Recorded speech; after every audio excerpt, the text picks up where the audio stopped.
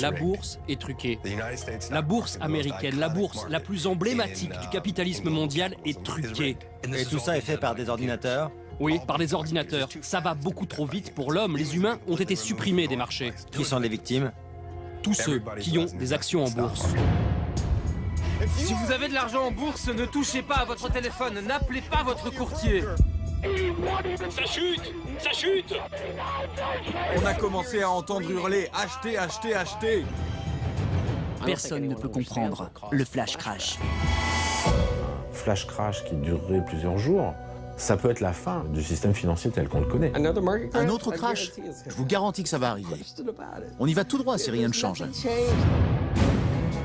Avant, quand on achetait une action, on la gardait en moyenne pendant 3 ans. Ma question, c'est aujourd'hui, quelle est cette durée pour une société de trading haute fréquence? Moins d'1 minute. Moins d'1 minute? En 2 minutes, on a déjà exécuté 21 millions de transactions. Le temps d'un battement d'œil, vous avez eu le temps de vendre et d'acheter 7000 fois des actions dans le monde du trading haute fréquence. Chaque fois que vous clignez des yeux, vous avez pu faire 7000 allers-retours achat-vente d'actions. Ça dépasse tout entendement de l'esprit humain. Je dis souvent que je suis comme un pilote d'avion de chasse, capable de faire des frappes chirurgicales de manière efficace sur les marchés boursiers. Vous vous intéressez à un réseau de communication. C'est un sujet extrêmement sensible. La procédure demande que je contacte le FBI. Vous avez l'air si pacifique. C'est drôle que vous me disiez ça. Une de mes forces, c'est qu'on ne se méfie pas de moi. J'ai toujours aimé spéculer quand le marché est très volatile et que c'est la bagarre. Ma plus grande peur, c'est que tout devienne informatique et que l'homme ne puisse plus intervenir. Il pourrait y avoir un crash mondial. Ça fout les jetons, non ?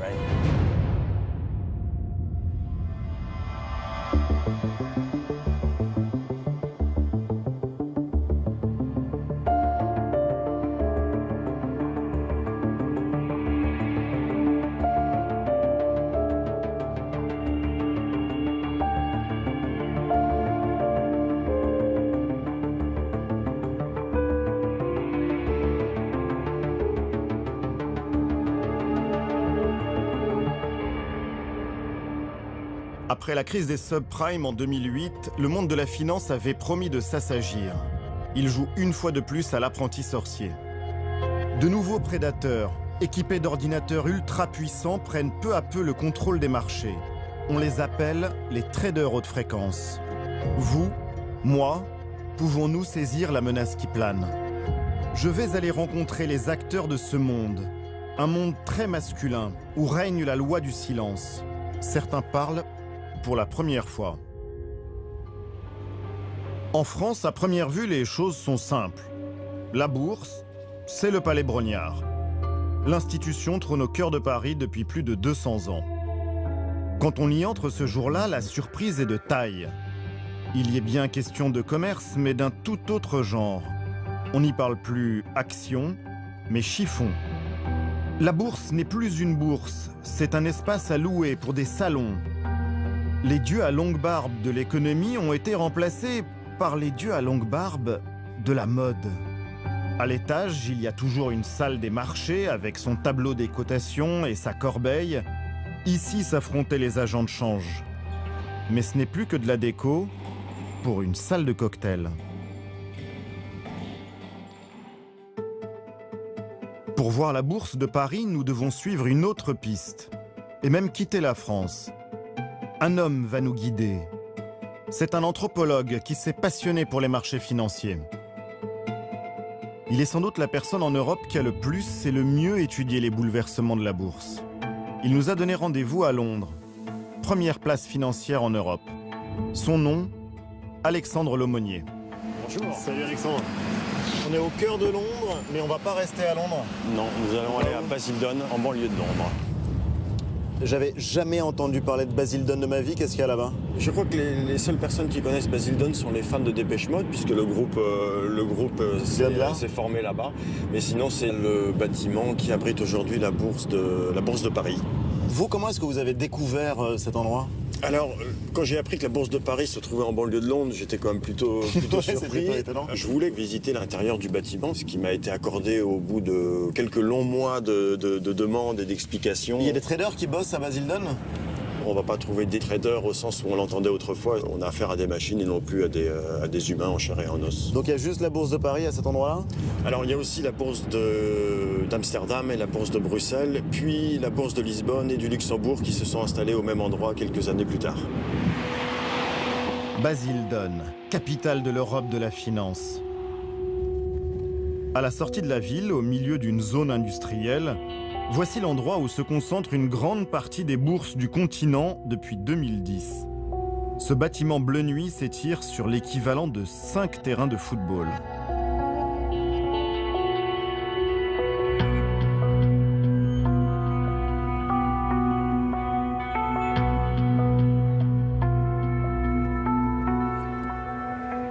La Bourse de Paris est là, je pense qu'elle est à peu près à ce niveau-là. Donc une fois passé les deux grillages où il y a des chiens la nuit qui surveillent tout ça. Il y a des caméras partout. Il y a des caméras partout. Une fois passé le mur métallique là, qui ne protège pas grand-chose, on a un mur énorme, je crois de 3-4 mètres d'épaisseur. Là, il y a un mur de 4 mètres. Si un avion se crache sur le data center, la bourse elle continue de tourner parce qu'il y a ces murs énormes qui protègent l'infrastructure technique qui est à l'intérieur. Le lieu est très sécurisé. Interdit au public, le plus discret possible. Le bâtiment ne comporte aucune inscription. Impossible de deviner que derrière ce drapeau britannique se cache le nouveau palais Brognard. Donc c'est un lieu ultra secret, fermé au regard, mais quand on entre, on voit quoi? On a des portiques sécurité comme dans un aéroport. Au deuxième étage du bâtiment, on a les bourses elles-mêmes qui sont en fait des serveurs informatiques installés dans des cabinets. Un cabinet, c'est un peu de la taille de votre frigo dans lequel on installe des différents serveurs. Donc en fait, ce bâtiment énorme a été construit pour faire tourner toutes ces machines qui sont en fait, dont la pièce principale, les marchés eux-mêmes, sont des serveurs qui ont à peu près cette taille. Et donc très simplement, si quelqu'un à Paris ou à Bordeaux demande à son banquier de lui acheter tant d'actions d'une compagnie, en bout de ligne, ça va se passer ici? Absolument, si cette compagnie est cotée au CAC 40, l'ordre va passer par un certain nombre d'intermédiaires humains et techniques et au final, c'est un algorithme qui se trouve ici qui va acheter l'action que vous avez demandé à votre banquier d'acheter pour vous, tout simplement. Pour voir où s'échangent nos actions, nous faisons une demande au siège parisien. Bon, mais écoutez, je suis pas de votre demande et puis on va vous recontacter très rapidement. Après 10 jours de silence, on nous renvoie vers Londres. Je vous préviens, normalement, nous n'autorisons pas les caméras dans nos installations. En fait, jamais aucun média. Mais je peux faire suivre votre demande et je vous contacte la semaine prochaine. Dans la journée, nous recevons une réponse par mail. C'est un nom définitif. En cherchant bien, nous avons trouvé des images de l'intérieur. Une publicité de 2012 à destination des professionnels. Elle vante les avantages de Basildon. On peut y voir le grand, très grand espace disponible dont nous parle Alexandre Lomonier. Des serveurs dernier cri et au final, très peu d'êtres humains. Toutes nos demandes n'ont pas été vaines. Une autre bourse, elle, accepte de nous recevoir. C'est la plus célèbre au monde. Les traders en chair et en os l'ont-ils aussi déserté?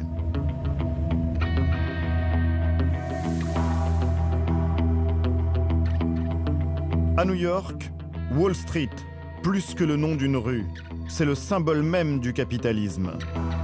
La bourse siège au numéro 11 depuis 150 ans. Devant ce temple de la finance, des statues païennes parées de vertus qu'on dit miraculeuses. Fortune à celui ou celle qui les touche.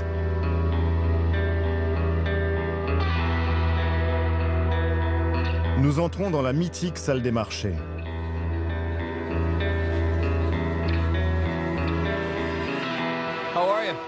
Bonjour, Bob Pizzani. Bienvenue à la Bourse de New York. Bob Pisani est l'un des plus célèbres chroniqueurs boursiers de la télévision américaine. Comme ses collègues, il donne tous les jours la température des marchés aux Américains. De cet endroit, il connaît tous les codes. Là, c'est le stand de Goldman Sachs. Le matin, quand il y a beaucoup d'activités, on peut les voir s'activer, notamment les jours où des entreprises rentrent en bourse. On les voit se bouger un peu plus que là. Les traders auraient toujours le contrôle.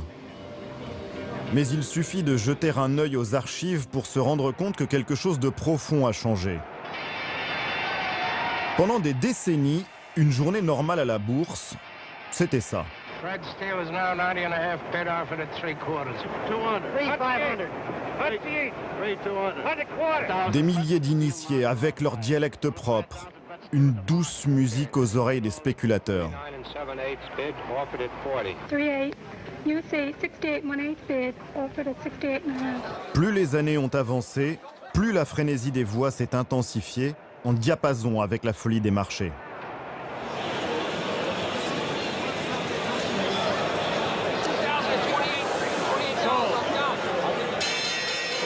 C'était à qui crierait le plus fort.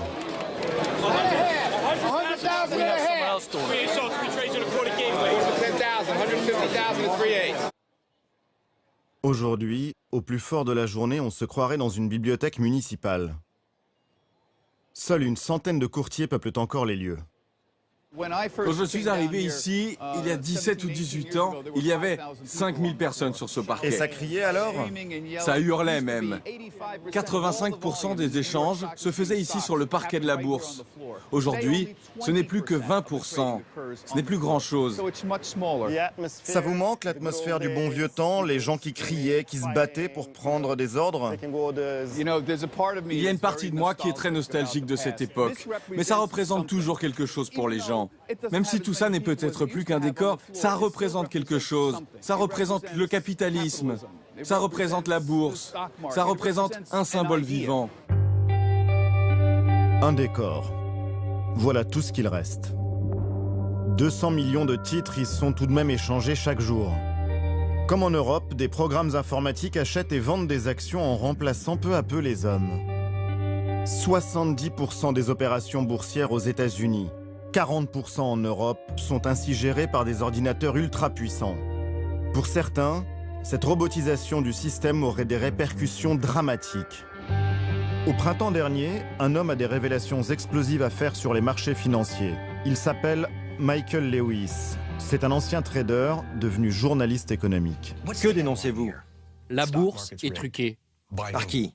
Par l'entente entre les bourses, les grandes banques de Wall Street et les traders haute fréquence. Ils ont rendu le système tellement compliqué qu'on ne peut pas le comprendre et donc pas le remettre en cause. Et tout ça est fait par des ordinateurs? Oui, par des ordinateurs. Ça va beaucoup trop vite pour l'homme. Les humains ont été supprimés des marchés. Qui sont les victimes?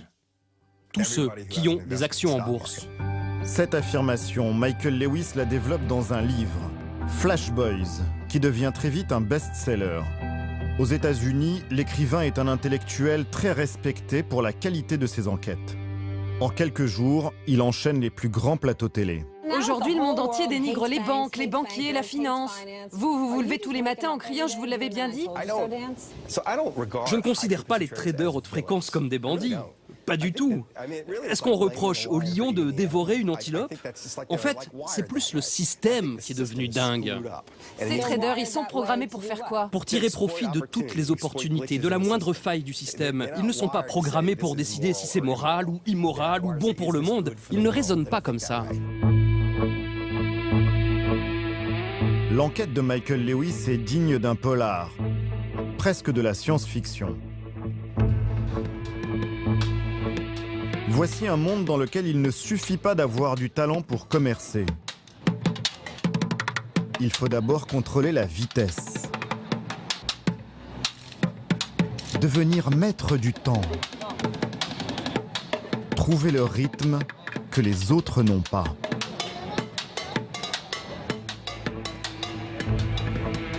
Nous allons rencontrer l'informateur de Michael Lewis.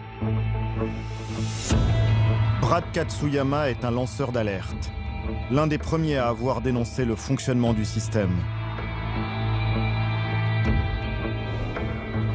Bonjour. Bonjour. Ravi de vous rencontrer. Merci de vous être libéré. Pas de problème. On va à votre bureau? Ok. Quand ce trader arrive à Wall Street en 2001, il gagne 150 000 € par mois hors bonus. À 24 ans, ce prodige dirige une équipe de 30 courtiers à la Banque royale du Canada. Il ne va pas tarder à découvrir la loi impitoyable de la finance.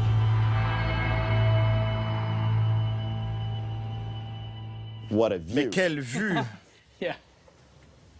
Ça donne envie de monter sur un bateau et de partir au large. Ah, vous savez, quand on travaille ici depuis longtemps, on n'y fait même plus attention.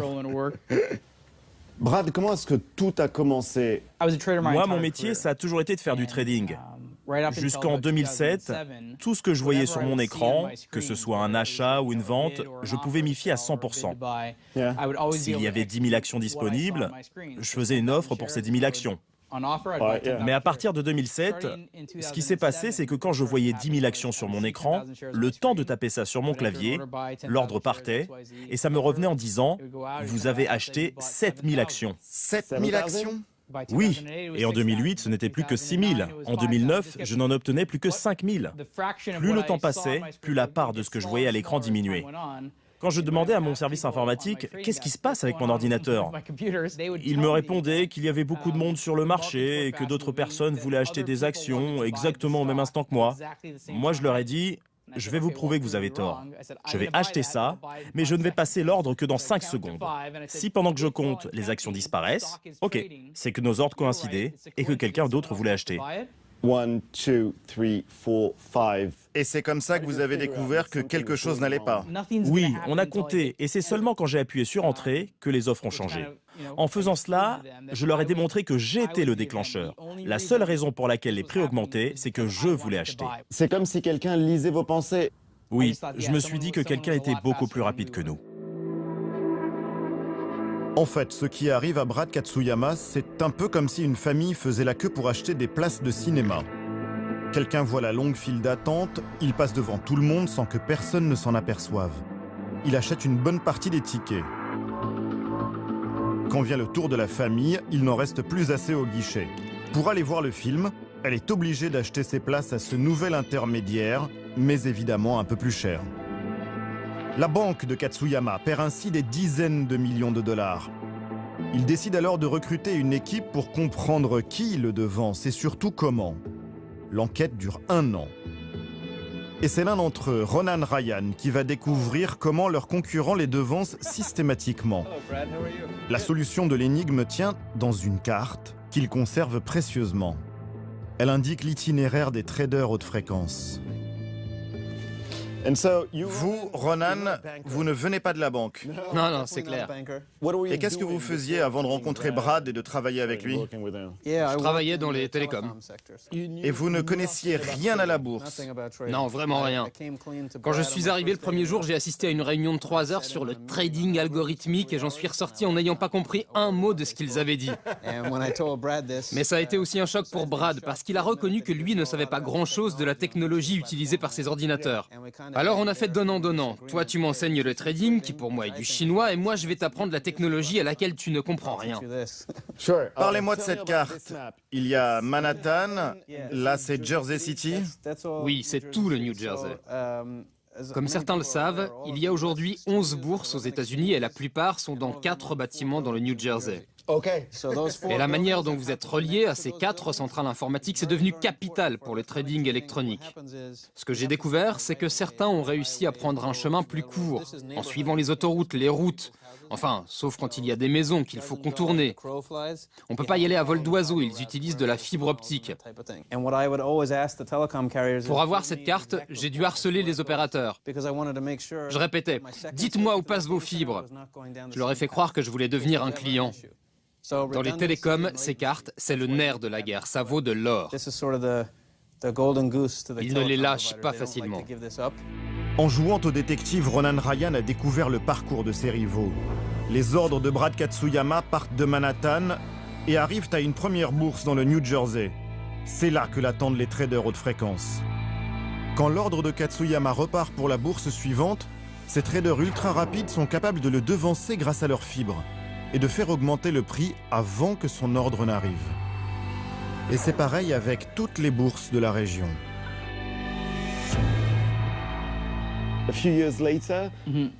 Avec le recul, Brad, vous n'avez pas été un peu naïf? Personne ne pouvait s'apercevoir de ce qui était caché dans l'ombre?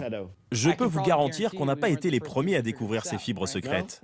Peut-être, je sais pas, les 10e ou les 15e. Mais tous ceux qui ont découvert le poteau rose ont voulu en tirer avantage. Pourquoi? Parce que c'est comme ça qu'on fait de l'argent. Le meilleur moyen de gagner de l'argent, quand un système a des failles, c'est d'utiliser ces failles à son profit. C'est ce que beaucoup ont choisi de faire. C'est comme si vous vous apercevez qu'une machine à sous dans un casino est déréglée, on gagne à tous les coups, et on ne veut le dire à personne. C'est ça le trading haute fréquence. Ces révélations enflamment Wall Street. Certains traders haute fréquence sortent même de leur silence pour l'affronter sur les plateaux télé. Avec nous, Manoj Narang. En 2007, il dirigeait un fonds d'investissement et il a découvert les mêmes couacs sur le marché que Brad Katsuyama. Mais sa réflexion l'a conduit dans une toute autre direction. Manoj Narang a créé une entreprise de trading haute fréquence appelée TradeWorks. On a effectivement remarqué les mêmes choses que Brad en 2007 sur les transactions. Mais plutôt que de hisser le drapeau blanc et dire « on se rend, on ne fera jamais partie des gagnants », nous, une petite entreprise de 7 employés, on a décidé d'améliorer notre réseau télécom, de décortiquer tous les textes de la régulation. On a aussi mis à jour tous nos systèmes informatiques. Et devinez quoi, on a vu une amélioration miraculeuse de nos résultats. Pour votre seul profit? Non, pas que nous. On a commercialisé notre technologie. Et aujourd'hui, on génère 5% de tout le marché américain des actions. 5% du marché américain, ça veut dire 300 millions d'actions par jour.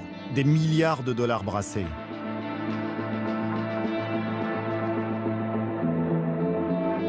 L'entreprise est le seul trader haute fréquence aux États-Unis à avoir accepté de nous recevoir. Leur siège se trouve dans une petite ville du New Jersey. L'immeuble ne paye pas de mine. Nous devons y rencontrer le directeur des stratégies haute fréquence. Une tête. Mani Majuri est triplement diplômé du MIT, la prestigieuse université. En maths, physique et finance, bien sûr. Voilà l'endroit. Ça ne ressemble pas à une firme de trading, on se croirait plutôt dans une start-up. Ah ouais? Personne n'a de cravate, pas de costume. C'est ça la nouvelle culture d'entreprise. Et donc combien de personnes travaillent ici? 15. Voici donc la tanière des nouveaux loups de Wall Street. Le trading haute fréquence, une activité rigoureuse dans une ambiance plutôt décontractée. On a du mal à le croire. Le jour de notre venue, ces 15 personnes vont voir passer entre leurs mains près de 100 millions d'actions. Pour comprendre, il suffit d'observer les fluctuations d'un titre sur une journée. Regardez ce que l'on voit. Mais en scrutant de plus près, sur une minute par exemple, on discerne des millions de mini-transactions. Ce sont les effets du trading haute fréquence. Toutes les actions achetées par TradeWorks ne vont faire que circuler ici. Chaque soir, en fin de séance, l'entreprise doit avoir tout revendu. Nous, dès qu'on l'a acheté, on revend aussitôt chaque action un tout petit peu plus cher. Ce que rapporte chaque transaction est loin d'être génial. Mais si on les additionne toutes, on fait un bénéfice qu'on va dire acceptable. Sur combien de bourses travaillez-vous simultanément? Aux États-Unis, à tout instant, on est actif sur 20 à 30 bourses. Quand on lui parle des critiques sur son métier, il les balaye d'un revers de la main. Pourquoi est-ce que tant de monde dit que les traders haute fréquence truquent le marché? Que si le marché est biaisé, c'est la faute des traders haute fréquence? Certains voudraient changer le système et revenir en arrière. Mais ma question c'est, qu'est-ce qui vous déplaît vraiment? La technologie mise en place ou juste le fait qu'il y ait des gens sur les marchés qui innovent? Mais vous le savez, la crainte qu'inspirent les traders haute fréquence, c'est la peur des robots.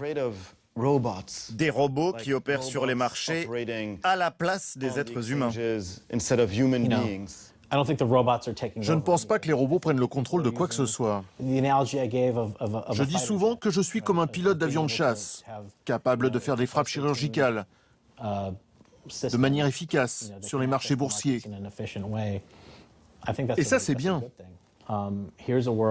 Désormais, nous sommes dans un monde où la vitesse est essentielle, où avoir une technologie de pointe vous rend meilleur. La technologie rend-elle vraiment l'économie meilleure? Pour Thierry Philipponas, ce n'est pas si évident. Cet ancien trader surveille les bonnes pratiques sur les marchés. Il s'intéresse depuis leur apparition aux robots boursiers. C'est utile à l'économie, le trading haute fréquence? Non. Il n'apporte rien au marché, il ne fait que capter une rente parce qu'il est plus futé, plus rapide, plus technique que les autres. Si on admet que c'est la façon normale de traiter, le marché financier se déconnecte complètement de la notion de valeur d'une entreprise. C'est quoi une action cotée en bourse? C'est une fraction d'une entreprise qui est censée représenter la valeur de cette entreprise. Pour eux, traiter une action X ou une action Y, c'est comme traiter un jeton de casino. Il n'y a aucune différence. Le seul intérêt, c'est que ça s'échange en permanence. On pourrait se dire, après tout, il y a des gens malins qui gagnent de l'argent. Tout va bien. Et moi, ça me va très bien comme raisonnement. Sauf que, si ça se fait au détriment de l'intérêt général étant qu'on a besoin d'une économie qui puisse être financée par les marchés financiers, là, on commence à avoir un problème. C'est par pudeur que vous ne dites pas que c'est une arnaque? Juridiquement, le trading haute fréquence est parfaitement légal. D'un point de vue philosophique, ça consiste à créer un leurre. Voilà, à créer un leurre. Je vous leurre, regardez, il est beau mon prix, vous y allez. Et puis ça va tellement vite qu'on s'en aperçoit peut-être même pas. Ça va tellement vite qu'on s'en aperçoit pas, ou que quand on s'en aperçoit, il est trop tard. Allez toujours plus vite, avec des outils toujours plus sophistiqués. Pour les traders haute fréquence, le rendez-vous à ne pas rater, c'est chaque année, en novembre, à Chicago. 5000 participants bichonnés et pas une seule caméra à part la nôtre. L'endroit est réservé aux businessmen de toute nationalité. Ils s'enthousiasment devant des écrans mystérieux, avec un seul but, faire pleuvoir au plus vite les dollars. Dans leur slogan, une seule obsession, la vitesse. Un trading plus rapide en toute intelligence. Avec un esprit rapide, nous bâtissons un grand futur. Choisir nos services, c'est la garantie d'avoir la plateforme boursière la plus rapide au monde. Pour être le plus rapide au monde, ce commercial a sa botte secrète. Un réseau high-tech pour filer d'une bourse à une autre. Si une société vient nous voir pour dire « Nous voulons une connexion rapide entre un point A et un point B », nous fournissons le réseau pour permettre aux traders haute fréquence d'acheminer leurs ordres dans les data centers des bourses. On fournit un service haute performance qui leur permet de ne pas avoir de lignes engorgées et que leurs informations ne se perdent pas en route. Pour cela, nous avons créé notre propre réseau. Il nous appartient. C'est privé.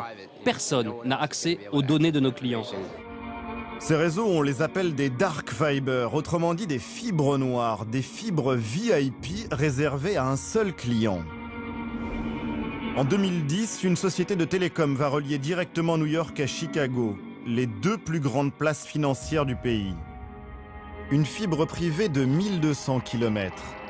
Grâce à elle, une information met 6,5 millièmes de seconde pour traverser un tiers des États-Unis. Un chantier pharaonique réalisé dans le plus grand secret. Au milieu du tracé, la Pennsylvanie. Le long de la Nationale 61, ça ne se voit pas tout de suite. De drôles de poteaux coiffés d'un chapeau orange. Tous les 400 mètres, ils jalonnent le parcours. Une fois qu'on les a remarqués, on ne voit que ça. Ils sont tellement visibles qu'on a du mal à croire que c'est secret. Sur l'itinéraire, Sunbury, 10 000 habitants.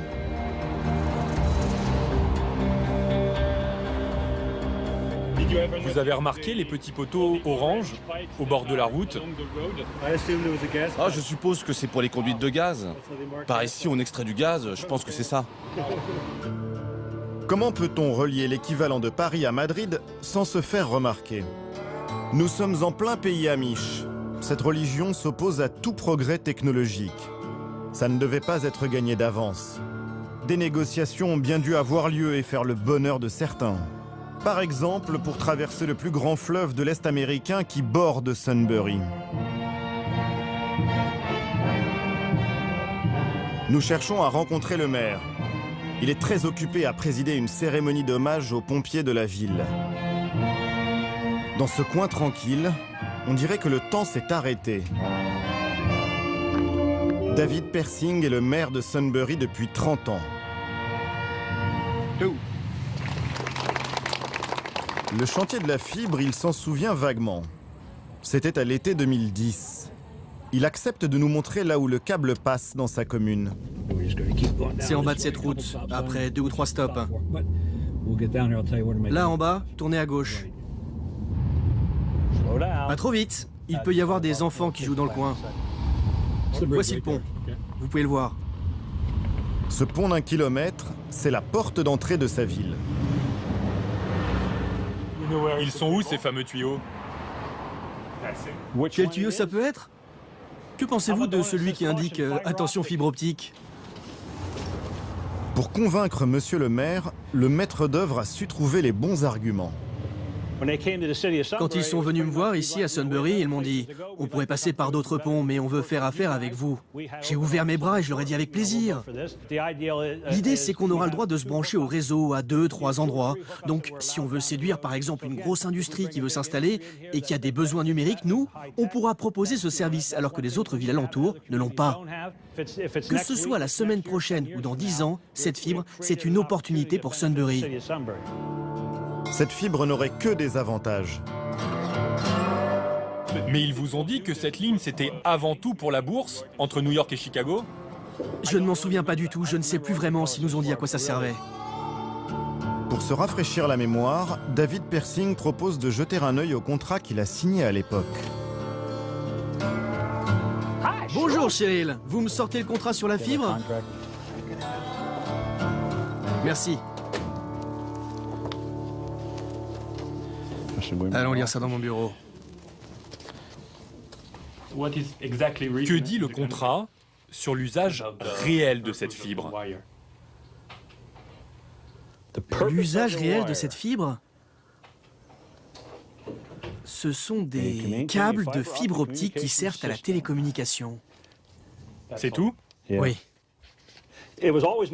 Moi, ce que j'ai compris, c'est que cela permet au pays entier de bénéficier d'Internet à haut débit. Il n'est jamais question de trading haute fréquence? Non. Non, je vous le répète, le contrat ne parle que de ce qui concerne Sunbury. Il n'y a pas d'explication. Moi, j'ai toujours cru que ça traversait le pays de l'Atlantique au Pacifique. Ils nous versent 14 000 $ par an pour le passage. C'est pas grand-chose. Non, mais la raison pour laquelle c'est pas grand-chose, c'est qu'on sait que tôt ou tard, ça peut nous rapporter beaucoup si on s'y raccorde. Donc, on n'a pas demandé 100 000 $ par an. Ou 1 million, vous l'auriez eu. Oui. Le pari du maire est pour l'instant raté. En 4 ans, aucune industrie nouvelle n'est venue s'installer chez lui. Des milliers de contrats ont ainsi été signés avec des municipalités, des particuliers ou des entreprises qui possèdent des terrains le long du tracé. Pour nous montrer, pas de problème. Quant à parler d'argent... Ils vous payent un loyer pour passer sous votre propriété? Je n'ai pas le droit de répondre à cette question. Voir des étrangers poser des questions sur ces installations, ça n'a d'ailleurs pas plu à tout le monde. Donnez-moi votre passeport. Désolé de faire ça. Mais nos concitoyens gardent toujours un œil ouvert sur ce qui se passe en ville. C'est eux qui nous ont alertés de votre présence. Alors nous, on doit tout vérifier. Quelques heures après être arrivés, notre équipe a droit à une visite surprise de la police locale. Vous êtes sûr que vous n'êtes pas des terroristes? Je ne crois pas. Vous n'êtes pas fichés? Ok, merci messieurs. Encore une question, vous serez encore en ville demain? Parce que le temps de faire mon rapport. Juste pour vous dire que je vais devoir passer un appel. La procédure demande que je contacte le FBI. En fait, c'est eux qui diront si tout est en règle. Parce que vous vous intéressez à un réseau de communication. Et ici, c'est un sujet extrêmement sensible. C'est une question de sécurité nationale. On doit les informer pour être sûr. Entendu? Cette fibre, Alexandre Lemonnier la connaît parfaitement. tous les traders haute fréquence se sont battus pour en être clients. 300 millions de dollars pour construire un nouveau câble. C'est un investissement assez conséquent, mais il est probable que le coût pour une société de trading à haute fréquence, l'utilisation du câble, soit de l'ordre de 3 à 5 millions de dollars par an. Ce qui peut paraître là aussi beaucoup, mais finalement l'investissement vaut la chandelle. Il y a toujours un marché pour aller plus vite. La fibre souterraine, c'est efficace. Mais selon l'aumônier, il existerait une technologie encore plus rapide. On pourrait boursicoter à la vitesse de la lumière. Il nous conduit en Belgique, en pleine campagne.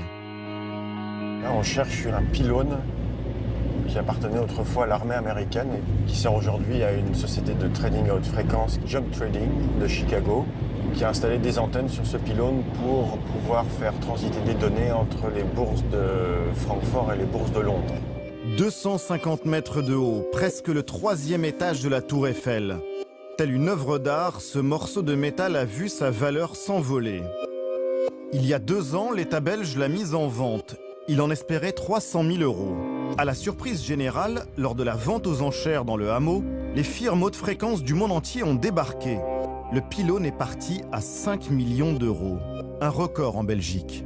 Et ça a été le bien public le plus cher, vendu en 2012. Ce pylône n'est que l'avant-garde d'un réseau tout entier. Une armée de tours utilisée par les traders, là encore en toute discrétion.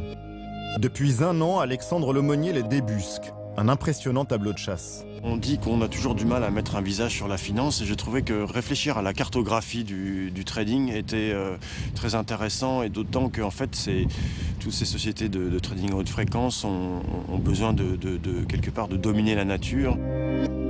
L'un de ceux qui dominent le mieux la nature travaille à Paris. Il est très méfiant envers les médias. Après plusieurs semaines d'échanges, il accepte finalement de nous ouvrir les portes de sa société. Stefan Tick est l'homme le plus rapide au monde.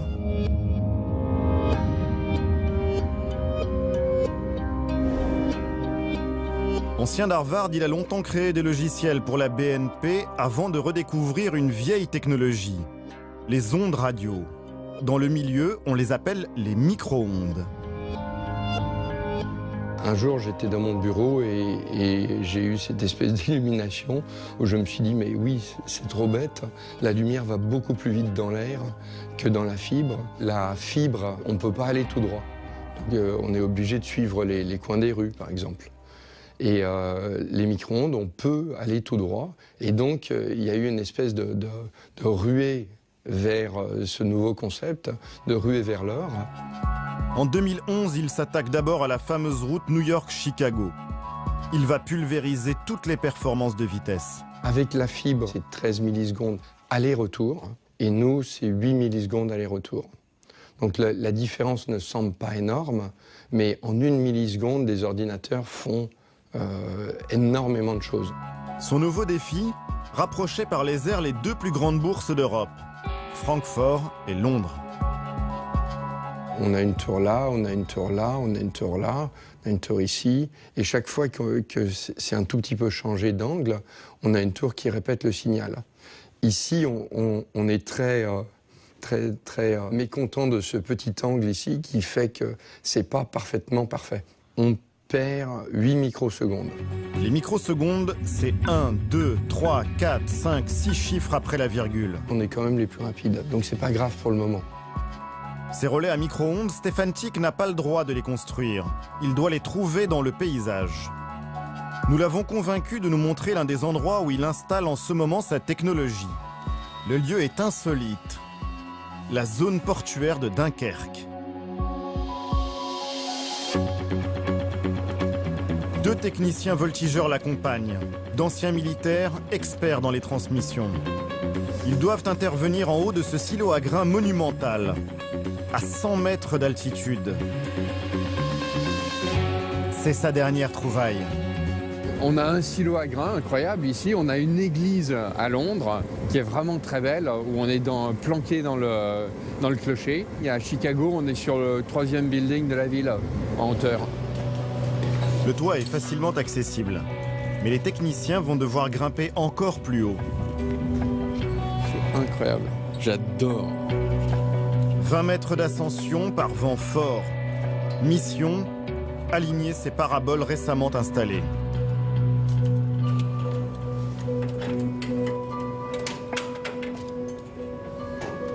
Ces énormes antennes, qui font quand même 1,80 m de diamètre, ils doivent les pointer à 0,1 degré de précision pour maximiser le signal qui est reçu en venant de l'Angleterre. Pour faire gagner des millions à coups de clés à molette, ils visent la prochaine tour, située à plus de 50 km de l'autre côté de la mer du Nord. Dans cette direction-là, on va vers Londres. Et de l'autre côté, donc dans la direction de l'antenne du haut, nous allons vers Francfort. Le loyer pour cette vue imprenable est confidentiel. Plusieurs dizaines de milliers d'euros par an. Le prix de l'ultra-vitesse. On est passé d'un aller-retour entre Londres et Francfort de l'ordre de 8 millisecondes à un aller-retour de l'ordre de 4 millisecondes. La fibre, les micro-ondes, c'est déjà rapide. Mais il y a une dernière astuce qu'ont trouvé les traders haute fréquence. Il est possible de gagner encore quelques millièmes de seconde. Ces traders se sont installés à l'intérieur même des places boursières. Contre 25 000 euros par mois, ils louent des box au plus près du serveur de la bourse pour y placer leurs propres ordinateurs. On appelle ça la colocation. Et pour que personne ne soit désavantagé, on vérifie au millimètre près que la longueur du câble est la même pour tout le monde. Comment en est-on arrivé là? La vitesse, ça ne date pas d'hier, c'est même aussi ancien que la bourse. Il y a d'abord eu les pigeons voyageurs, ensuite le télégraphe, et puis le téléphone, les pneumatiques aussi, et même les patins à roulettes, toutes sortes d'inventions. Mais c'est l'ordinateur qui va tout bouleverser. Plus possible de revenir en arrière. Le premier à l'avoir compris est devenu richissime. Certains voient en lui le père du trading haute fréquence. Ce milliardaire habite à 60 km au nord de New York, près de Banksville. Ça ne s'invente pas. Pour le rejoindre, il faut passer une première barrière. Puis 2 km plus loin, une deuxième. On aperçoit d'immenses écuries. Ce n'est pas dans son discret manoir de 2500 mètres carrés caché parmi les arbres qu'il nous a conviés. Plutôt dans sa petite dépendance qui lui sert de bureau au fond du jardin. Celui qui nous rejoint tranquillement est une légende, comme seule l'Amérique s'est en créée. Thomas Peterffy fait partie des 150 personnes les plus riches de la planète. Fortune estimée, plus de 10 milliards de dollars. C'est ça le rêve américain? Non, c'est le rêve hongrois. Ce Hongrois a fui le communisme en 1965. Il a 21 ans quand il débarque aux États-Unis. Comme je ne parlais pas anglais, je me suis dit qu'apprendre le langage informatique serait plus simple pour moi que de prendre des cours d'anglais. Thomas Peterffy fait aussitôt ses armes sur cette machine, une Programma 101. Il devient programmeur et met ses talents au service de courtiers de Wall Street. En 1983, il va avoir une idée de génie.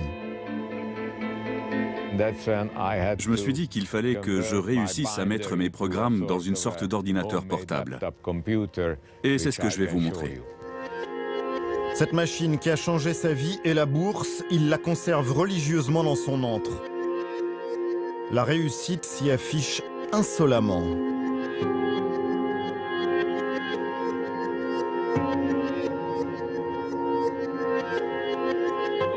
Ce courbet, je l'ai eu pour pas cher. 80 000 ou 400 000 dollars. Je ne me souviens plus.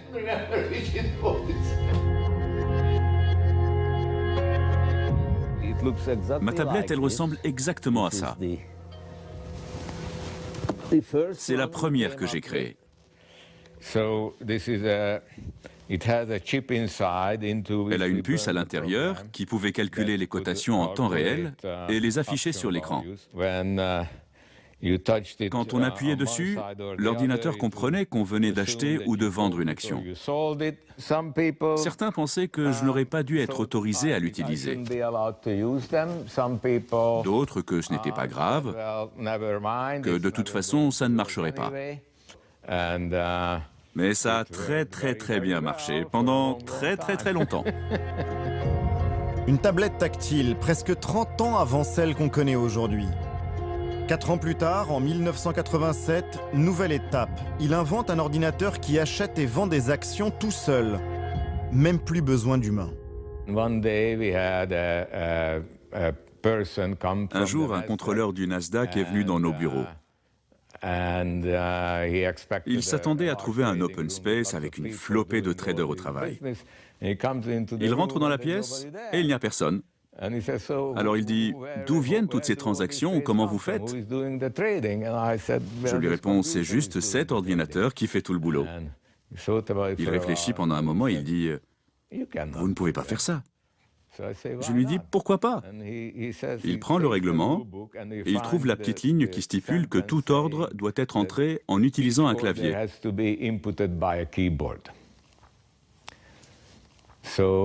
Alors il dit, je vais revenir dans 2 semaines. D'ici là, soit vous arrêtez votre activité, soit vous embauchez des traders. Mais je veux que les ordres soient rentrés grâce à un clavier. Le type revient 2 semaines plus tard, et ce qu'il a vu, c'est un clavier recouvert d'une boîte équipée de pistons. Les pistons étaient actionnés par un autre ordinateur. En fait, c'était un automate dactylo. Ça faisait un bruit de mitraillette. Le type était totalement désarçonné. Il a regardé ça, il n'y croyait pas. Au bout d'un moment, il a tourné les talons et on n'a plus jamais entendu parler de lui.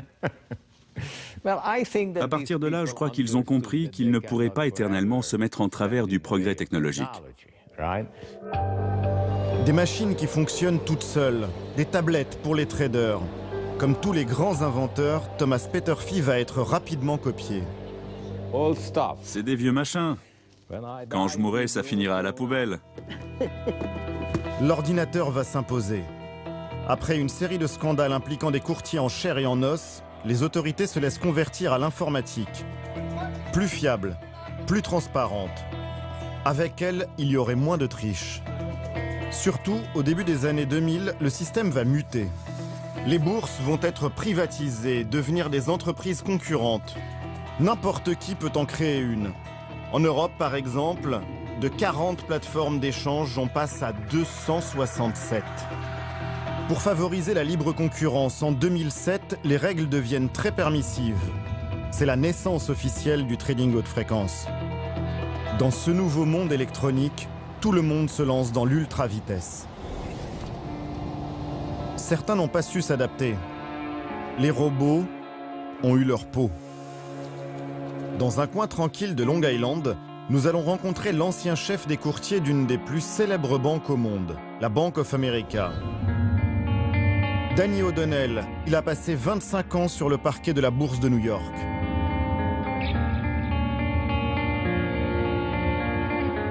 Danny O'Donnell. Ali Badou, nice to meet you. Nice to meet you. Thanks for coming today.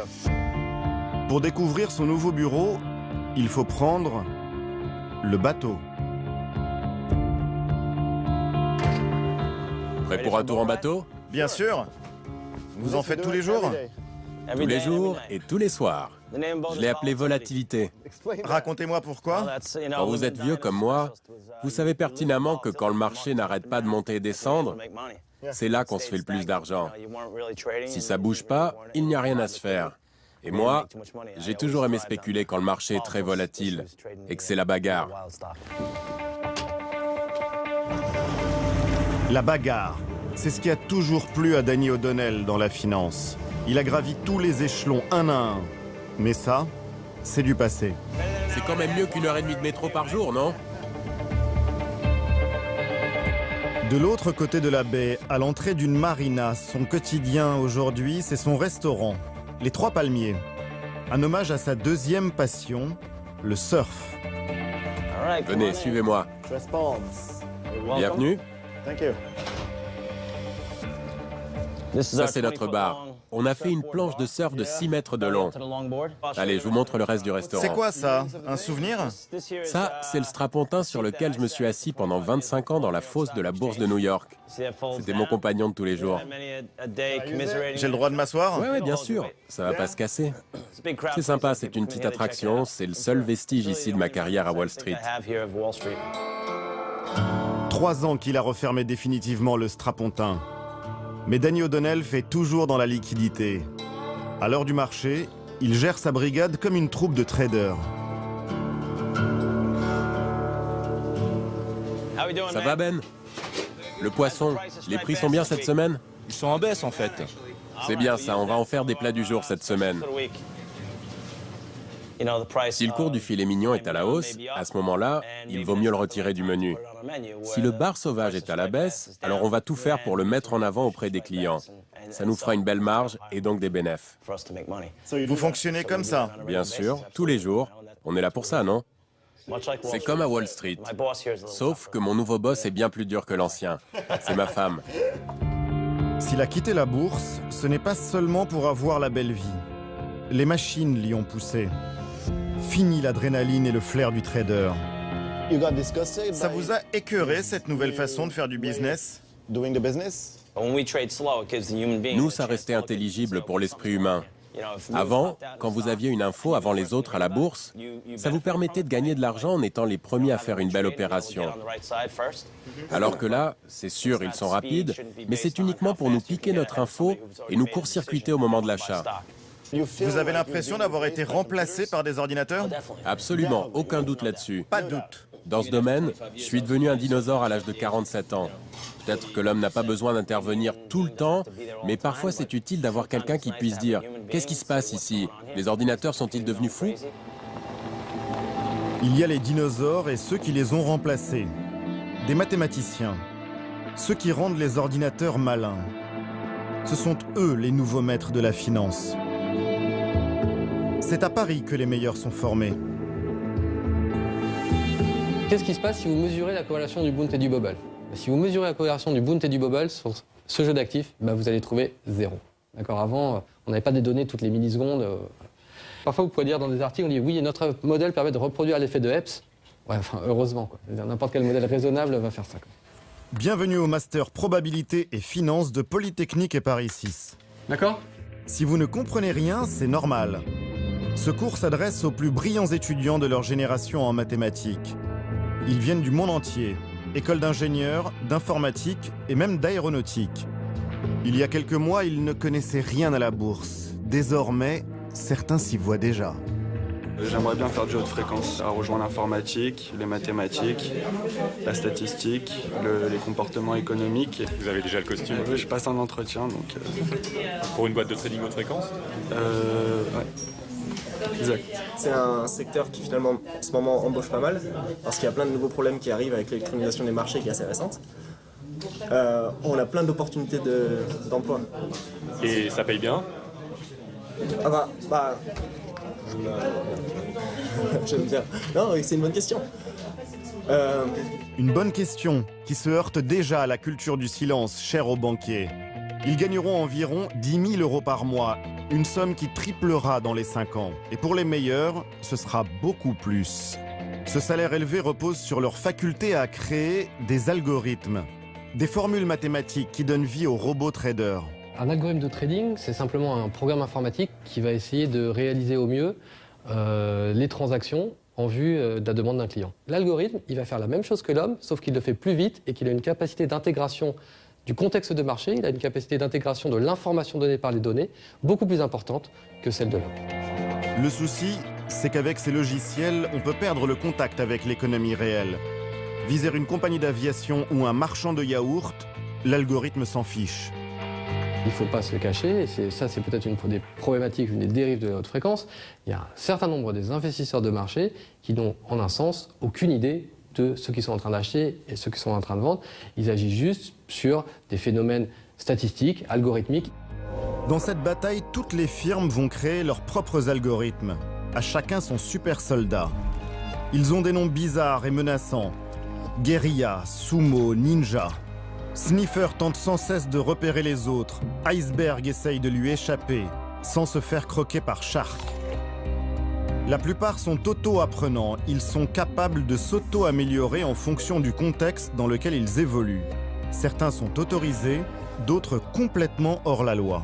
Certains étudiants peuvent travailler dans certaines fibres de haute fréquence qui ont une forme de mauvaise pratique. Donc on a plusieurs cours de régulation afin que les élèves soient conscients de l'illégalité de certaines pratiques. Ensuite, c'est comme si je vous disais, quand on fait un cours de chimie, on ne va pas dire aux étudiants « attention, vous pouvez fabriquer une bombe atomique ». Sur les marchés, les algorithmes, légaux ou non, se comptent en dizaines de milliers. Un bouillon de culture presque impossible à comprendre, même par les acteurs du marché. Si on voulait avoir une vue globale de l'interaction de tous ces agents algorithmiques pendant une seule journée de trading dans le monde entier, il faudrait récupérer toutes les données sur toutes les cotations, les transactions de tous ces marchés, ce qui, je pense, représenterait en termes de données plusieurs milliers de fois la Bibliothèque nationale de France. Dans ce brouillard, il devient plus facile de commettre des délits qui passeront inaperçus. Ces délits, un homme les piste. Nous le retrouvons dans la banlieue de Chicago. Eric Hunsider est le seul à observer en toute indépendance le marché américain.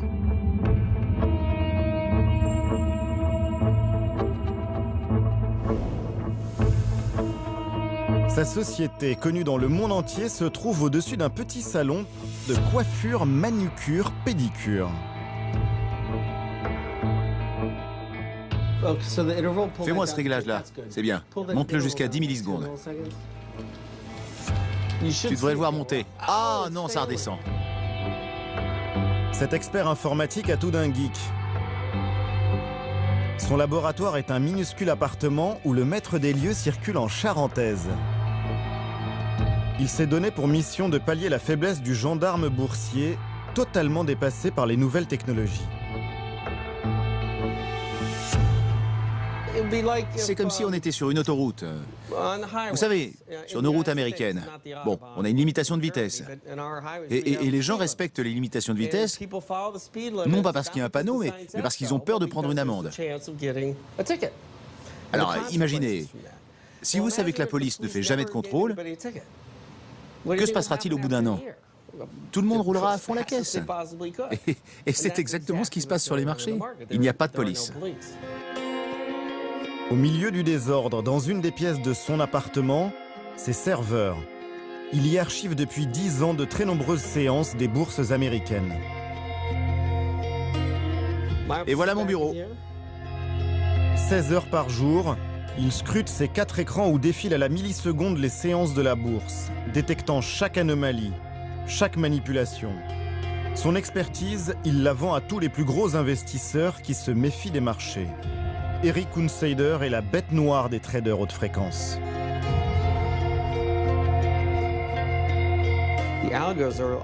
Les algorithmes sont fourbes. Ils vont grappiller des sommes, lentement. Et du coup, c'est dur de pouvoir dire « Hey, ce gars-là vient de m'arnaquer. Je n'ai pas été capable d'obtenir ce que j'aurais dû avoir. » Les gens des fonds d'investissement traditionnels, ils voient bien, d'expérience, que quelque chose ne tourne pas rond. La bourse n'est pas très active et quand j'y vais, tout d'un coup, les prix augmentent, alors que je n'ai presque rien fait. Ils n'ont plus du tout confiance. Ça veut dire que le marché est truqué? Oui, absolument. Je crois qu'on peut dire ça, c'est vraiment le mot. En France, certains s'intéressent aussi à décrypter ces abus. Robert Hera est expert informatique. Il étudie les algorithmes boursiers depuis 5 ans. Il y a une pratique qu'il aime particulièrement. C'est ce qu'on appelle le quote stuffing. Quote stuffing, ça veut dire bourrage d'ordre. Je vais donner un exemple. Vous êtes dans un restaurant, vous arrivez à 15, vous commandez 15 entrées, et au moment où le cuisinier prépare la première, vous rappelez le serveur en disant « j'ai changé d'avis, je veux pas d'entrée ». Vous faites ça 1 fois, 2 fois, 3 fois. À votre avis, à combien de fois faut-il le faire pour que vous vous fassiez virer du restaurant? Bon, le quote stuffing, c'est ça. Vous dites « j'achète 10 actions de cette société », puis un millième de seconde après, vous dites « non, finalement, j'en veux pas ». Donc vous avez Vous créez du bruit. Alors ça, c'est ce qu'on pourrait appeler une attaque par la complexité. C'est-à-dire que vous allez faire perdre du temps aux logiciels des autres sociétés qui vont devoir analyser tous ces ordres sans savoir lesquels vont être effectivement passés. Donc les logiciels passent beaucoup plus de temps à faire ça qu'à réellement passer des ordres, parce que plus de 90% des ordres du marché sont de faux ordres, en fait, du code stuffing. En donnant de plus en plus d'autonomie à leurs algorithmes, les traders haute fréquence ajoutent de la confusion. Ils mettent peu à peu en danger tout le système boursier. La finance mondiale va ainsi connaître son premier crash électronique. Nous sommes le 6 mai 2010, en milieu de journée. Quelques minutes qui vont changer la vie de Dave Lauer. À l'époque, ce jeune talent de l'informatique invente des codes pour un grand fonds d'investissement. Ça a été une journée de dingue. Le marché était déjà assez volatile. La télé diffusait en boucle les émeutes en Grèce. Ce que vous voyez, c'est ce qui se passe en ce moment en Grèce. C'est du direct, ce n'est pas un enregistrement, c'est maintenant. On avait CNBC au travail. J'ai levé la tête et d'un coup, le Dow Jones a chuté de 100 points. Et je me suis dit, tiens, c'est bizarre. La chute a commencé à 14h42 44 secondes, comme on peut le voir juste là. Tous les signaux sont passés au rouge. Toutes les actions sont parties à la baisse. Je suis allé voir mon chef et je lui ai dit, le marché vient encore de perdre 200 points en 2 minutes. Je crois qu'il se passe quelque chose. Il a regardé la télé, il s'est mis à réfléchir. Tout dégringolait. Comme dans tout krach financier, il y a un effet d'emballement collectif. Le marché s'est mis à dérailler totalement. Tout d'un coup, certaines actions plongeaient à zéro, d'autres grimpaient à $1000. En moins de 2 secondes, une valeur boursière très solide comme Walmart a décroché de 5%. Procter & Gamble a déjà perdu 25%. Ne faites pas attention à ça, c'est impossible que ça reflète la réalité. J'ai immédiatement appelé mes traders pour leur dire qu'est-ce qui se passe. Ils étaient littéralement pétrifiés. Ils m'ont dit, on n'en a aucune idée. Un des patrons de la boîte arrive et hurle, débranchez tout, cassez-vous des marchés. Alors tout le monde se précipite pour quitter les logiciels, éteindre les machines. À partir du moment où plusieurs centaines de firmes se retirent du marché parce qu'elles commencent à perdre beaucoup d'argent, le marché s'effondre. J'en vois beaucoup qui paniquent. Avec la chute, il y en a même qui veulent acheter de l'or pour assurer leurs arrières. À ce stade-là, on a vraiment cru que le système entier pourrait s'effondrer. À un certain moment, le plus grand marché de Chicago a décidé de stopper toutes les transactions. D'un seul coup, tout s'est effacé. Il n'y avait plus d'achat ou de vente, le marché a disparu.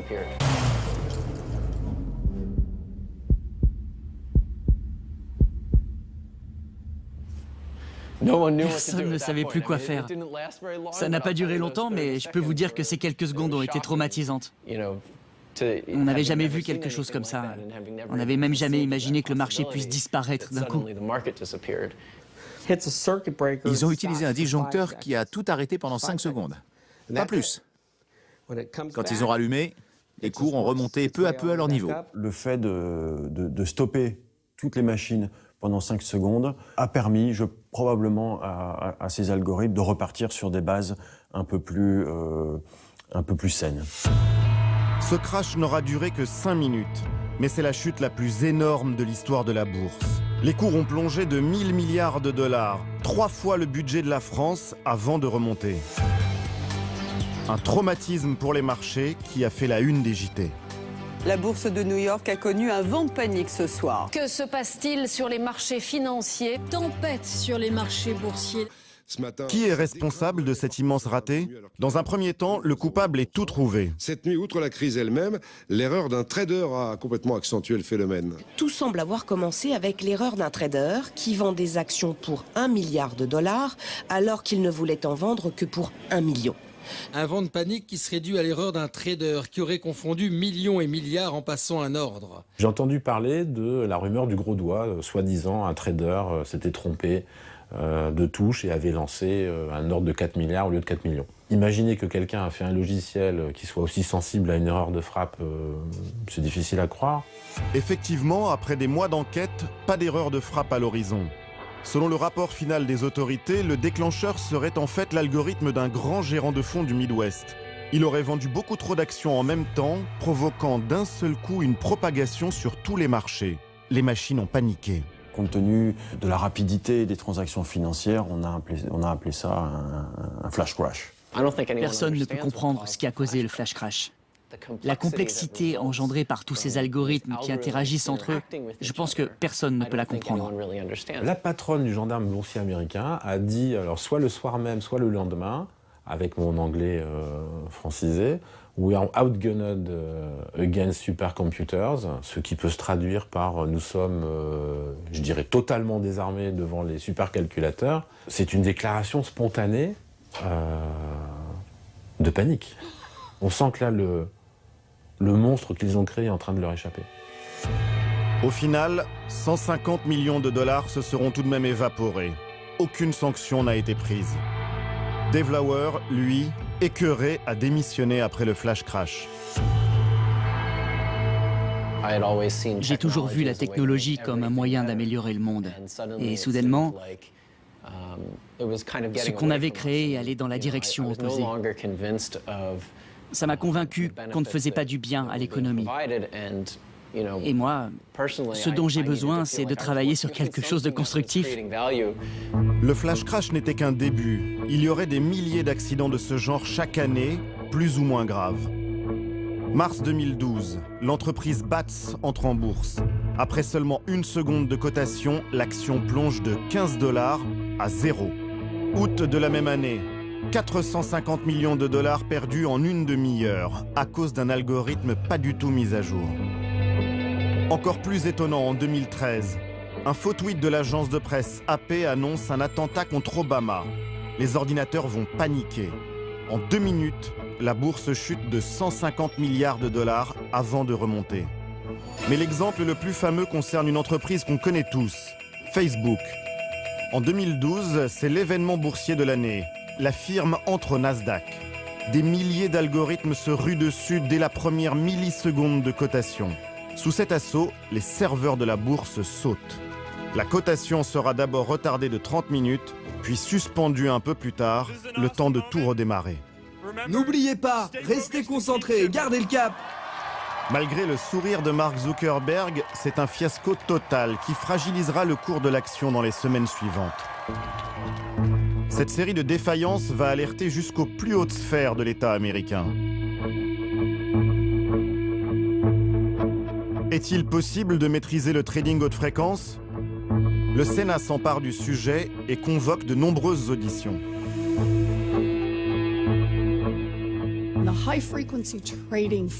Une société de trading haute fréquence, Virtu, a divulgué qu'en 1238 jours de trading, elle avait gagné de l'argent 1237 fois. Ce qui signifie qu'en presque 5 ans de spéculation, l'entreprise a fini gagnante tous les soirs, à part une fois. C'est pas ça la bourse. Les traders haute fréquence font de l'argent non pas en prenant des risques, mais bien en ponctionnant une petite somme aux investisseurs, des millions de fois par jour. Du coup, la question c'est, est-ce qu'ils rendent un service en échange de cette dîme ou est-ce qu'ils dépouillent tout bonnement les investisseurs? Cette commission du Sénat va entendre tous les protagonistes. Courtiers, fonds d'investissement haute fréquence, patrons des bourses du pays, et aussi un repenti, un certain Dave Lauer. Les systèmes complexes échouent toujours. Ils devraient être conçus pour fonctionner harmonieusement et non pour se cracher. Comment les petits épargnants, disons, par exemple, si moi je peux acheter des actions, comment je peux rivaliser? Est-ce que je peux? Non, vous ne pouvez pas. Est-ce que ça ne pose pas la question de la confiance sur les marchés? On a vraiment besoin de plus de transparence. Moi, je pense qu'il faut plus d'analyse des bases de données. On n'arrête pas d'en parler, mais des outils efficaces pour vraiment analyser tout ça n'ont toujours pas été créés. Les outils du régulateur sont dépassés, ils n'ont pas la capacité de voir ce qui se passe en temps réel. Le monde de la finance lui-même se demande s'il ne faudrait pas commencer à encadrer un peu mieux ce bazar. 3 mois plus tard, à New York, dans un loft immense, des rencontres sont organisées. Du speed dating avec des speed traders. Dave Lauer, encore lui, a été invité à débattre. Mais il n'est pas le seul. Hey Dave, how are you? Stéphane Tic, l'installateur d'antennes ultra rapides, a aussi fait le voyage depuis Paris pour défendre son business et faire des propositions pour un tout petit peu moins d'opacité. J'essaye d'apporter ma vision d'un acteur, certes extérieur, mais qui comprend pas mal comment ça se passe. Thank you very much. You need transparent markets, and why do you need that? Because being fair is not sufficient. You need to be recognized by the public at large as being fair. Il réserve à la salle une petite surprise. Tout le monde va devoir répondre à la fameuse question: le marché est-il truqué? A small majority is in favor of not rigged, but we still have a third saying it's rigged. Un tiers de la profession présente ici ne croit plus dans le système, à cause des traders haute fréquence. Le Français va devoir faire face aux critiques. Moi, je négocie 100 millions d'actions par an. Et je vais vous dire mon ressenti. Ce qui a l'air d'un petit avantage ne l'est pas du tout. C'est un gros avantage. C'est tout un business. Les traders haute fréquence se font 28 milliards de dollars chaque année. Les débats sont lancés. À la table numéro 5, Dave Lauer, le repenti, se retrouve face à l'un des plus importants traders haute fréquence américains. Il ne nous est pas inconnu. Ce n'est autre que Manny Maggiore. Vous ne pensez pas que la course à l'hyper-vitesse et les investissements énormes que ça demande, c'est de l'argent gâché? À un moment, il faut se demander, c'est quoi l'intérêt de gratter encore 10 millionièmes de seconde? Avant, faut pas oublier qu'il y avait une collusion flagrante entre les courtiers humains. On n'avait pas ses chances. C'était la jungle. Vous pensez qu'on peut changer les choses? C'est difficile à dire. Il y a pas mal de gens qui bataillent pour maintenir les choses comme elles sont ou faire le minimum de concessions. Mais je ne m'impliquerai pas autant dans ce débat si je ne pensais pas qu'il y a une chance acceptable de réussir. Les débats finiront tard ce soir-là. Enfin, sur le yacht d'un des participants quand même. Au pied des tours de Manhattan.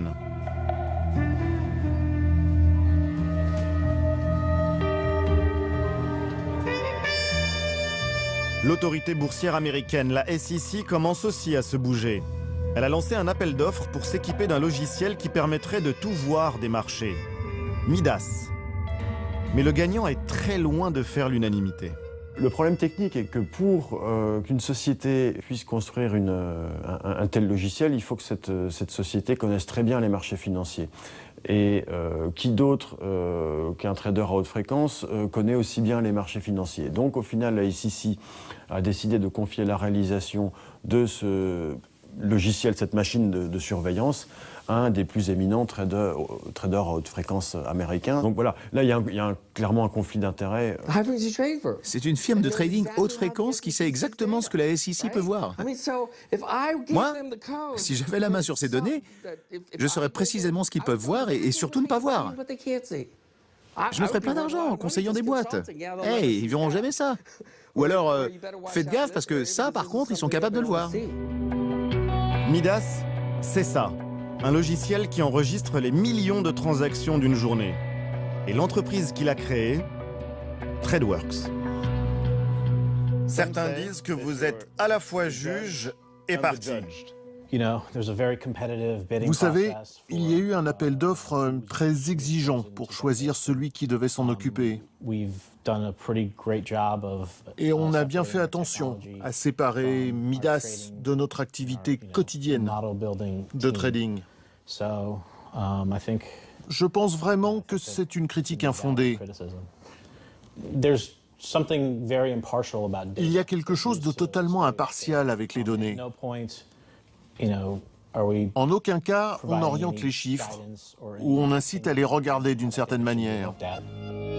Il y a un autre problème avec Midas, c'est qu'il ne permet de scruter qu'un tout petit bout de la bourse. Midas ne s'occupe que des marchés d'actions. Voilà, vous êtes au New York Stock Exchange, vous achetez du Apple, du IBM, ce que vous voulez. Or, les marchés d'actions sont désormais beaucoup plus petits que d'autres types de marchés, type dérivés, options, je ne sais pas, matières premières ou devises. Donc, est-ce que ce logiciel peut donner une idée générale de ce qui se passe, ne serait-ce que dans une journée? La réponse est clairement non. La France ferait-elle mieux? Peut-elle contrôler l'essor du trading haute fréquence? Nous avons rendez-vous avec le gendarme de la bourse française, l'autorité des marchés financiers. Bonjour. Bien, bonjour. Merci de nous accueillir. Je vous en prie. Gérard Ramex est à sa tête depuis 3 ans. Parmi les sujets de préoccupation, les risques qui inquiètent dans le trading haute fréquence, il y a ce qu'on appelle les flash crash. Il y en a eu en France? On n'a pas eu de flash crash comparable à celui des États-Unis il y a quelques années, de 2010, mais on a régulièrement sur tel ou tel titre à un moment des décalages qui sont anormaux et qui proviennent du dysfonctionnement de la formation des prix dus à des algorithmes. Ça, c'est exact. Et ça vous inquiète? Ah oui, c'est assez inquiétant. Et est-ce qu'il y a un risque de perte de confiance des investisseurs? Les grands gérants actions, et pas seulement en France, sont très négatifs, à ma connaissance, à l'égard du trading haute fréquence. Il y a ces grands fonds dont vous venez de parler, et personne ne pleurera sur leur sort? Personne ne pleurera sur leur sort, sauf vous et moi, si on a mis notre argent dans un de ces fonds. Parce qu'en fait, ils ne gèrent pas leur argent, ils gèrent l'argent de tout le monde. Donc si vous avez de l'assurance vie avec des unités de compte, eh bien, votre performance sera un peu moindre parce que l'exécution des ordres aura été un peu moins bonne. À l'AMF, on s'intéresse de plus en plus à ces traders haute fréquence. Laurent Combourieux dirige la cellule qui traque les manipulations. Sur ces 30 enquêteurs, 3 travaillent désormais spécifiquement à les pister. Comment est-ce qu'on enquête sur le trading haute fréquence? On a mis en place des serveurs spécifiques avec des bases de données, on a des bases de plusieurs téraoctets de données. Par exemple, dans une enquête, on est amené à gérer 1,5 milliard d'ordres. Pour décrire ce qui s'est passé pendant 20 millisecondes. 20 millisecondes, ça représente... 1/10 du temps que vous mettez pour cligner des yeux, par exemple, d'accord? Et ben, il nous faut à peu près 20 pages de description dans un rapport d'enquête, d'accord? Sachant qu'une séance de bourse, ça commence à 9h, elle finit à 17h30, donc c'est beaucoup de millisecondes. C'est très compliqué de demander son algorithme à une boîte de trading haute fréquence. Ah oui, c'est sûr qu'ils ne vous le donnent pas spontanément. C'est comme demander à Google son moteur de référencement, ils ne vont pas vous le donner spontanément. Et puis après, si vous voulez, nous on est en enquête, donc on est sur des faits passés, il faut trouver l'algorithme qui fonctionnait, qui était en service au moment qui nous intéresse, pas l'algorithme qui tourne aujourd'hui. Alors il faut savoir que les traders haute fréquence, ils ajustent les algorithmes. En permanence. En permanence. Donc il faut connaître les paramètres de l'époque des faits, quoi. Sinon ça ne sert à rien, quoi. Et dans les cas passés, on a dû comprendre ce que faisait l'algorithme. C'est pour ça qu'on a mis un certain temps. Mais on a fini par comprendre. Donc là, vous avez un trader haute fréquence qui, sur un titre du CAC 40, lors d'une séance de négociation de ce titre, a annulé 114 600 fois ses ordres pendant donc une journée de négociation. 114 600 annulations entre 9h et 17h30 sur un cours de bourse. Vous êtes parmi les rares à aller chercher, à enquêter là-dessus? Bah oui, parce que... Parmi les gendarmes boursiers mondiaux. Ouais, ça peut vous paraître idiot, mais il y a beaucoup de régulateurs qui bossent avec Excel. Avec le logiciel Excel. Voilà. Et Excel, c'est limité à 1 million de lignes. Alors quand vous avez un trader haute fréquence qui passe 1 million d'ordres par jour, donc quand vous avez rempli une journée de bourse, Excel, il est saturé. Saturé. Donc déjà, voilà. Mais pas évident votre boulot, hein. Non, ça je vous remercie. C'est pas tout à fait évident, mais c'est passionnant aussi. Ouais. Mais non, c'est beaucoup plus compliqué qu'il y a 3-4 ans, quoi. En 8 ans, seules 2 enquêtes ont abouti et il y a de toutes petites amendes. En fait, rien ne pourra vraiment changer si on n'impose pas une nouvelle règle du jeu commune à tout le continent. À Bruxelles, à 2 pas des institutions européennes, Benoît Lallemand travaille pour l'ONG Finance Watch. Depuis des mois, il plaide pour une réforme totale de la bourse dans des groupes de travail parfois interminables. Les traders haute fréquence, tout leur modèle économique tourne autour du fait de mettre des ordres sur les marchés, des millions d'ordres chaque minute ou chaque heure, et de les modifier ou de les annuler constamment. Si maintenant on met une taxe sur les messages financiers, de l'ordre du centime ou même du dixième de centime d'euro, du jour au lendemain, ça rend juste non viable du point de vue économique un modèle qui est fondé sur la manipulation de marché. Quand vous proposez ce genre de mesures, vous avez évidemment des acteurs qui vous disent ben non, ça va avoir un impact sur le marché. Évidemment, c'est ce qu'on voudrait. On en est encore très loin au niveau européen. Il y a 1 an, les eurodéputés ont bien voté le principe d'une plus grande transparence de la haute fréquence. Mais toutes les normes techniques du texte doivent encore être discutées. Une grosse bataille s'annonce pour Benoît Lallemand. Ben ça fait 1200 pages en fait. C'est pas du tout du langage facile à comprendre. Donc c'est du langage très pénible, très technique. Et même pour des gens qui viennent des marchés ou des banques, comme c'est le cas des employés de Finance Watch, il y a pas mal de formules. Le diable est dans les détails. Donc il y a des décisions qui ont été prises au niveau législatif. Et maintenant la façon dont ça va être appliqué, l'endroit où on met le curseur, va faire la différence entre une loi qui servira à rien du tout et où le trading à haute fréquence ne sera pas du tout impacté, et au contraire une situation où vraiment on va voir une vraie réglementation. En face, ils sont des armées d'avocats qui ne font que ça. Le combat va encore durer des mois. La loi n'entrera pas en vigueur avant 2017.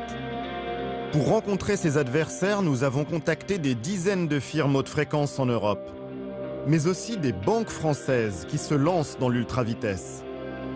Mais dans le milieu, le silence est la règle d'or. Après des mois de négociations, un professionnel hollandais s'est finalement laissé convaincre. Remco Lenterman est considéré comme le lobbyiste en chef du trading haute fréquence européen. Il a pris toutes ses précautions. Nous ne verrons ni ses super ordinateurs, ni ses employés. Juste cette salle de réunion. Moi, je pense que la bourse est très loin d'être truquée. Je pense en fait que ceux qui disent ça ne comprennent rien et sont irresponsables. Il est indiscutable que les marchés sont meilleurs aujourd'hui que ce qu'ils étaient il y a 10 ou 15 ans. Nous, par exemple, IMC Financial Markets, nous sommes des teneurs de marchés électroniques. Nous traitons chaque jour des centaines de milliards de dollars en équilibrant le marché. Si vous cherchez à vendre, nous, on est toujours là pour acheter et inversement. Ils fonctionnent sur le mode de la patate chaude, donc ils ne vont acheter les titres que quand ils peuvent les revendre immédiatement après. Il n'y a pas besoin d'avoir un billet en finance pour comprendre que au mieux, c'est totalement inutile. Au pire, c'est l'intermédiation forcée et donc ça rajoute un coût. Je n'arrive toujours pas à comprendre qu'on dise que nous ne générons pas de la valeur, car nous sommes indispensables pour les marchés. Si tous les traders haute fréquence éteignaient leurs machines, les bourses disparaîtraient. Vous êtes un lobbyiste très actif. Je n'appelle pas ça du lobbying. Je préfère dire que j'éduque les gens. C'est aussi simple que ça. Je vais vous dire, dans le futur, tous ces discours populistes contre nous s'arrêteront. Parce que les gens verront dans 3, 4 ou 5 ans que les acteurs dont tout le monde parle aujourd'hui apportent beaucoup au marché. Et même parfois, les font vivre. N'en déplaise à Remco Lenterman, les critiques ne sont pas près de s'arrêter. Dans le Wall Street Journal, un homme a déclenché une nouvelle bataille. Il remet en cause l'impartialité des bourses. Pour plus de profit, elles seraient devenues les complices des traders haute fréquence. Ces accusations vont faire trembler toute la finance américaine. Après plusieurs échanges très longs par téléphone, nous obtenons un rendez-vous chez lui. Stamford, Connecticut, petite ville de bord de mer où vivent beaucoup de ceux qui travaillent à Wall Street. Haïm Bodek est un ancien maître stratège des marchés. Dans le milieu, on l'appelait le marchand d'armes algorithmique. Hi, good to see you. Hi, I'm Ali. Hey, thank you for having us. Hey, yeah. Haïm Bodek n'est pas un banquier. Son domaine universitaire à lui, c'était les mathématiques et l'intelligence artificielle. Nous voilà dans la Batcave. D'ailleurs, je crois que ma femme a déplacé mon Batman. Ah, il est là. Oh. Le chevalier noir. C'est vous. Vous avez beaucoup de livres sur la guerre, la stratégie. Moi, ça m'a toujours intéressé, mais c'est surtout en vieillissant que j'ai commencé à lire des choses sur les grandes batailles, notamment quand je suis arrivé à Wall Street, parce que des guerres, j'en ai vu pas mal là-bas. Et pourtant, vous avez l'air si pacifique. C'est drôle que vous me disiez ça. Une de mes forces, c'est qu'on ne se méfie pas de moi. Bodek va vite s'initier au combat boursier. Il travaille pour les plus grandes banques, UBS, puis Goldman Sachs, avant de créer sa propre firme de trading haute fréquence. Certains des algorithmes qu'il invente vont se révéler redoutables. Nous, on avait une stratégie pour attaquer les autres et leur prendre $20 000 de leur poche, instantanément. Juste comme ça. boum. Sur tous les marchés, boum. Et parfois... Grâce à une formule sur un ordinateur. Oui, on appelait ça un grand balayage, une razzia, d'accord? C'était un algorithme très agressif. Il envoyait des ordres et il le faisait à un moment très précis. Et si vous réussissiez votre coup, au bout du compte, vous pouviez faire virer le mec en face, le jour même. Le jour même. Un monde sans pitié sur lequel Haïm Bodek va régner pendant 10 ans. En 2009, le vent tourne. Du jour au lendemain, son arme fatale rate systématiquement sa cible, sur une bourse en particulier. Un adversaire vient de le neutraliser. Comment vous êtes-vous aperçu que vous vous faisiez avoir? On perdait continuellement de l'argent. Et le but de la bourse, c'est pas ça. Au départ, je me dis pas que notre modèle entier est défectueux. Je pense plutôt que quelqu'un de chez nous, accidentellement, a endommagé notre code. Et je n'arrive pas à trouver cette erreur. Dans un monde où tout se joue à la milliseconde, Haïm Bodek, lui, va rester plus de 6 mois sans comprendre ce qui se passe. Son entreprise menace de mettre la clé sous la porte. Des mois et des mois passent et vous allez à une soirée. Oui, c'était une soirée de traders avant les vacances. Et il y a un type de la bourse en question qui vient me voir et me dit « Tu sais, je vais te dire ce qui t'est arrivé. » Et au fur et à mesure qu'il m'explique, je lui dis « Mais pourquoi vous faites ça ?» En fait, mes ordres étaient désavantagés sur cette bourse parce qu'elle avait changé les règles du jeu en toute discrétion. C'est ce que j'appelle griller la queue. Et donc ce n'était pas qu'une question de vitesse. Non, non, même avec 5 secondes de retard, on pouvait me passer devant. C'était donc de la triche. Bah, tricher, c'est quand vous faites quelque chose qui n'est pas autorisé. Mais là, la réponse de la bourse, c'est que c'était parfaitement autorisé. C'était les nouvelles règles. Oui, les nouvelles règles. En fait, j'ai fini par comprendre que s'il n'avait pas donné ces avantages, qui pour moi sont abusifs, à certains gros traders haute fréquence, ces traders seraient partis ailleurs, sur d'autres bourses. En clair, les bourses avantageraient certains traders haute fréquence pour ne pas les perdre comme clients. Haïm Bodek l'a compris trop tard. Son entreprise a dû fermer.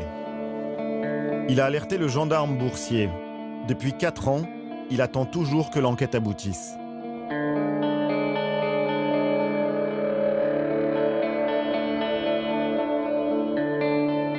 Si même les bourses sont complices, comment échapper aux traders haute fréquence? Une solution existe peut-être. Créer une nouvelle bourse où la vitesse serait enfin limitée. À l'origine de ce projet un peu fou, Brad Katsuyama et Ronan Ryan, ceux qui avaient dévoilé au grand jour les inégalités du système. Leur trouvaille tient dans une boîte. On a regardé toutes les technologies qui permettraient de ralentir le système. Et l'idée qui s'est avérée la plus fiable, aussi fou que ça puisse paraître, ça a été de mettre une bobine de 60 km de fibre dans cette boîte. 60 km de fibre. Oui, les gens me disent quelle place ça prend, c'est grand comme cette pièce, et moi je réponds souvent que ça a la taille d'une grande boîte à chaussures. Donc tout le monde doit passer par cette fibre.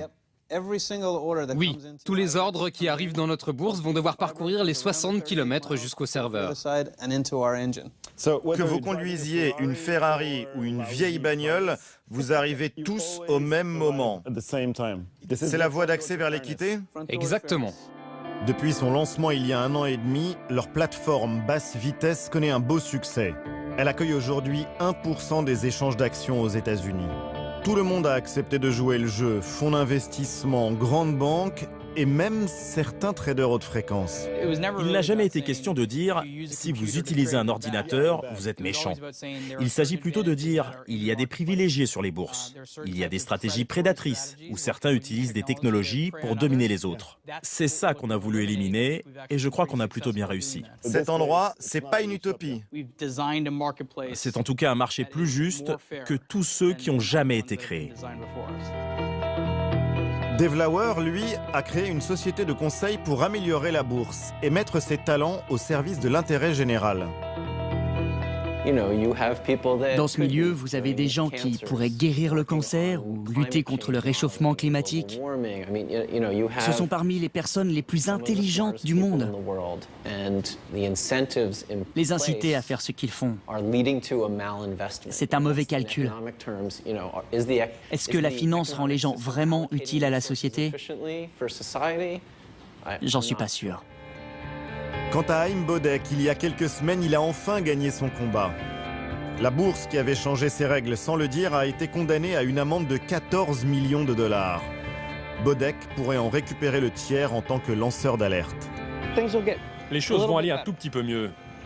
Enfin, c'est tout ce qu'on peut espérer. Reste Michael Lewis, le journaliste par qui tout a commencé.